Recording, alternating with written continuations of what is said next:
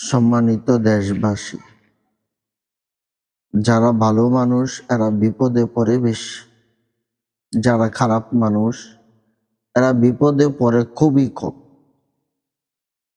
কেন বিপদে বেশি পড়ে আর কেনই বা কম পড়ে?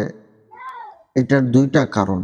এক হলো যারা অন্যায় করে, জুলুম করে, এদের দল হয় বিশাল বড়, একেবারেই সংসদ পর্যন্ত। আর যারা ভালো মানুষ তারা কোনো দলীয় করে না, কোনো পার্টিতে যায় না, তারা একত্রে থাকে না, বরঞ্চ তারা একা একা থাকতে পছন্দ করে।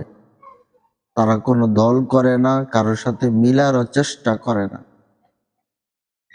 এই কারণে তারা প্রতিবাদ করতে পারে না। যারা তাদের উপরে জুলুম করে, ভালো মানুষগুলি তা সহ্য করে নেয়।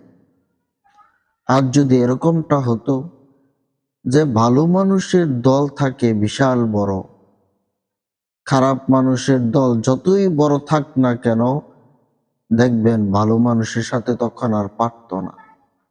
আর এখন ভালো মানুষ চলে আলাদা আলাদা দল ছাড়া, আর খারাপ মানুষগুলি চলে দলের মধ্য দিয়ে। এই কারণে খারাপ মানুষদের উপরে কোনো আক্রমণও করা যাচ্ছে না, এবং কি তারা খারাপ করলে কোনো প্রতিবাদও করা যাচ্ছে না।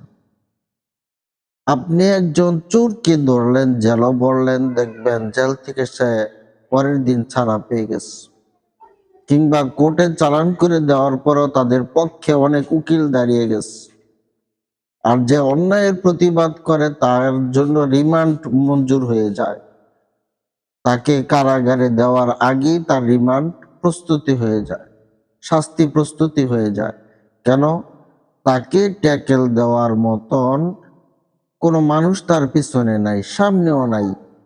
আর খারাপ মানুষকে ট্যাকেল দেওয়ার মতন সামনে পিছনে অনেক লোক থাকে।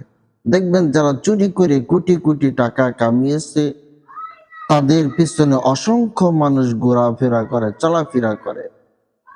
আর যারা ভালো সেজে চুপ করে বসে থাকে, তাদের সামনে পিছনে কোনো লোকই থাকে না। এজন্য ভাইয়েরা, এখনো সময় আছে, আসুন আমরা সকলেই মিলেমিশে ইসলামী দলকে সহযোগিতা করি, যেন মানুষ সর্ব অবস্থায় শান্তিতে থাকতে পারে, সকল অবস্থায় জুলুম থেকে বেঁচে থাকতে পারে, যেন আমরা ভালো মানুষগুলি পাশে পাই। আল্লাহ রাব্বুল আলামিন আমাদেরকে কবুল করেন, সকল বিপদ আপদ হইতে হেফাজত করেন। আমিন।